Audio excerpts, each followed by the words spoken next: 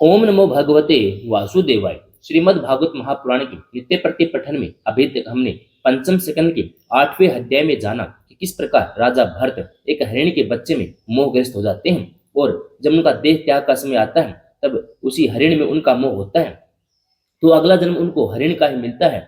लेकिन साधना पूरी होने के कारण उनके पूर्व जन्म की स्मृति बनी रही। इस प्रकार वे अपने ऊपर खेद प्रकट करते हैं कि मैं किस प्रकार महानुभाव के मार्ग से पतित हो गया। आज हम जानेंगे 9वां अध्याय, भरत जी का ब्राह्मण कुल में जन्म।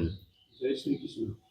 श्री सुखदेव जी कहते हैं, राजन, अंगिरस गोत्र में सम, दम, तप, सौ अध्याय, वेद अध्ययन, त्याग, अतिथि आदि को अन्न देना, संतोष, तिक्षा, विनय, विद्या, क्रम विद्या, अनसूया, दूसरों के गुणों में दोष न ढूंढना, आत्मज्ञान, आत्मा के कर्तव्य और भौतिक तत्वों का ज्ञान एवं आनंद, धर्म पालन जनित सुख, सभी गुणों से संपन्न एक श्रेष्ठ ब्राह्मण थे।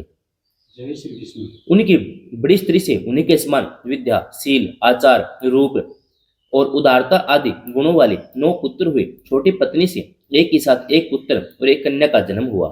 जय श्री कृष्ण। इन दोनों में जो पुरुष था वह परम भागवत राज ऋषि शिरोमणि भरत ही थे। वे मर्ग शरीर का परित्याग करके अंतिम जन्म में ब्राह्मण हुए थे, ऐसा महापुरुषों का कथन है। जय श्री कृष्ण। इस जन्म में भी भगवान की कृपा से अपनी पूर्व जन्म परंपरा का स्मरण रहने के कारण वे इस आशंका से कहीं फिर किसी विघ्न उपस्थित न हो जाए, अपने स्वजनों के संग से भी बहुत डरते थे। जय श्री कृष्ण। हर प्रकार जिनका श्रवण, स्मरण, गुण कीर्तन सब प्रकार के कर्म बंधनों को काट देता है, श्री भगवान के युगल चरण कमलों को ही हृदय में धारण किए रहते और दूसरों की दृष्टि में अपने को पागल, मूर्ख, अंधे और बहरे के समान दिखाते। जय श्री कृष्ण।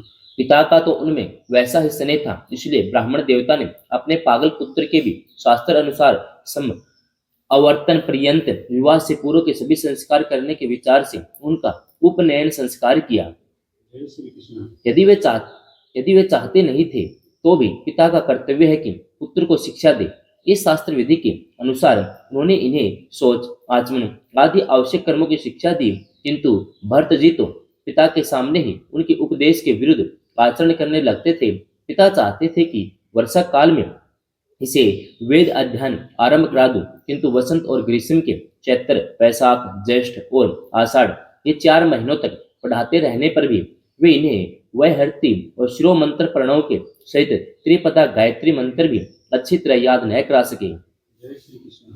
ऐसा होने पर अपने इस पुत्र में उनका आत्मा के समान अनुराग था, इसलिए उनकी प्रवृत्ति न होने पर भी वे पुत्र को अच्छी तरह शिक्षा देनी चाहिए। इस अनुचित आग्रह से उसे सोच, वेद अध्ययन, व्रत, नियम और गुरु और अग्नि की सेवा आदि ब्रह्मचर्य आश्रम के आवश्यक नियमों की शिक्षा भी देते ही रहे। जय श्री कृष्ण। किंतु अभी पुत्र को सुशिक्षित देखने का उनका मनोरथ पूरा न हो पाया था और इसमें भी भगवत जन रूप अपने मुख्य कर्तव्य से आया सावधान रहकर केवल घर के धंधों में ही व्यस्त थे कि सदा सजग रहने वाले काल भगवान ने आक्रमण करके उनका अंत कर दिया। तब उनकी छोटी भार्या अपने गर्भ से उत्पन्न हुए दोनों बालक अपनी सोच को सौंपकर समय सती होकर पति लोक को चली गई। जय श्री कृष्ण।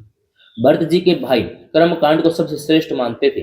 वे ब्रह्म ज्ञान रूप परविद्या से सर्वथा अनभिज्ञ थे, इसलिए उन्हें भरत जी का प्रभाव तो ज्ञात नहीं था। वे उन्हें निरा मूर्ख समझते थे। जय श्री कृष्ण। अतः पिता के परलोक सुधारने पर उन्होंने उन्हें पढ़ाने लिखाने का आग्रह छोड़ दिया। भरत जी को मन मान अपमान का कोई विचार न था। जब साधारण नर पशु उन्हें पागल, मूर्ख अथवा बहरा कहकर पुकारते तब वे भी उसी के अनुरूप भाषण करने लगते। कोई भी उनसे कुछ भी काम कराना चाहते तो वे उनकी इच्छा के अनुसार कर देते। बेगार के रूप में, मजदूरी के रूप में, मांगने पर अथवा बिना मांगे जो भी थोड़ा बहुत अच्छा या बुरा अन्न उन्हें मिल जाता उसी को जीभ का जरा भी स्वाद न देखते हुए खा लेते। अन्य किसी कारण से उत्पन्न होने वाला स्वतः सिद्ध केवल ज्ञान आनंद स्वरूप आत्मज्ञान उन्हें प्राप्त हो गया था, इसलिए शीत उष्ण, मान अपमान आदि द्वंद्वों से होने वाले सुख दुख आदि में उन्हें देह अभिमान की स्फूर्ति नहीं होती थी। जय श्री कृष्ण। वे सर्दी, गर्मी, वर्षा और आंधी के समय सांड के समान नंगे पड़े रहते थे। उनके सभी अंग हष्ट पुष्ट और गठे हुए थे। वे पृथ्वी पर ही पड़े रहते थे, कभी तेल उबटन आदि नहीं लगाते थे, न कभी स्नान ही करते थे। इससे उनके शरीर पर मैल जम गई थी। उनका ब्रह्म तेज धूलि से ढके हुए मूल्यवान मणि के समान छिप गया था।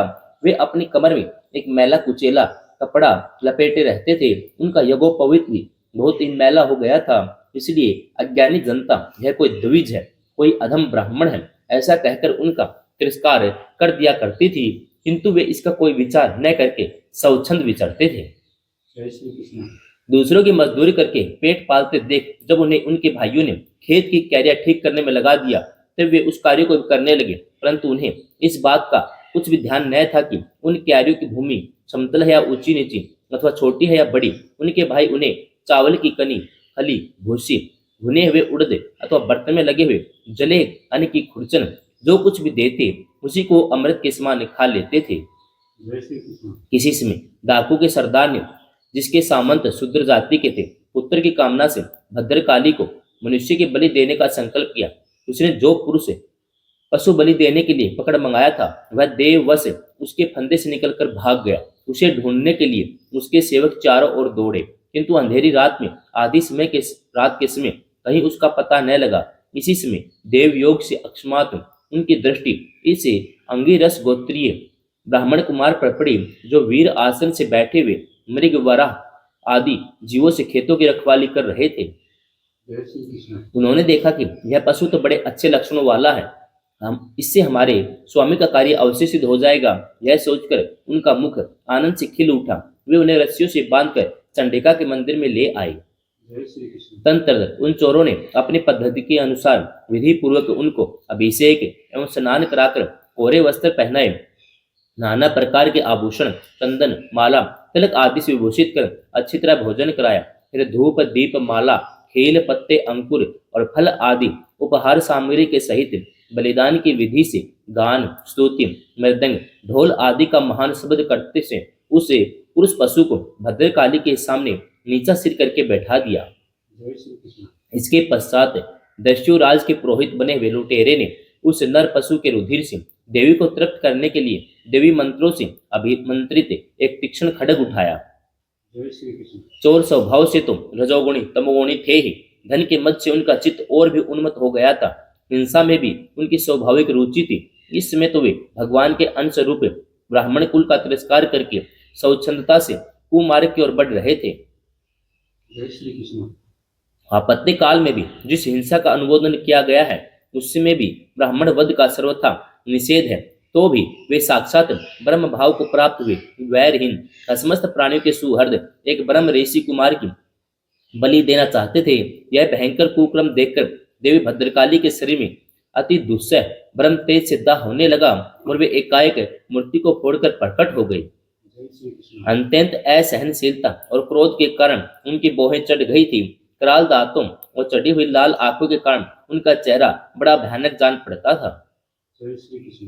उनके उस विकराल वेश को देखकर ऐसा जान पड़ता था मानो वे इस संसार का श्रृंगार कर डालेंगी। उन्होंने क्रोध से तड़क कर बड़ा भीषण अट्टहास किया और उछलकर उस अभिमंत्रित खड्ग से उन सारे पापियों के सिर उड़ा दिए और अपने गणों के सहित उनके गले से बहता हुआ गरम गरम रुधिर रूप आंसू पीकर अति उन्मत्त हो ऊंचे स्वर से गाती और नाचती हुई उन सिरों को ही गेंद बनाकर खेलने लगी। जय श्री कृष्ण। सच है, महापुरुषों के प्रति किया हुआ अत्याचार रूप अपराध इस प्रकार ज्यों का त्यों अपने ही ऊपर पड़ता है। परीक्षित, जिनकी देह अभिमान रूप सुदृढ़ हृदय ग्रंथि छूट गई है, जो समस्त प्राणियों के सुहृद एवं आत्मा था वैरहीन है, साक्षात भगवान ही भद्रकाली आदि भिन्न भिन्न रूप धारण करके अपने कभी न चुकने वाले काल चक्कर रूप श्रेष्ठ शस्त्र से जिनकी रक्षा करते हैं, जिन्होंने भगवान के निर्भय चरण कमलों का आश्रय ले रखा है, उन भगवत भक्त परमहंसों के लिए अपना सिर कटने का अवसर आने पर भी किसी प्रकार व्याकुल न होना,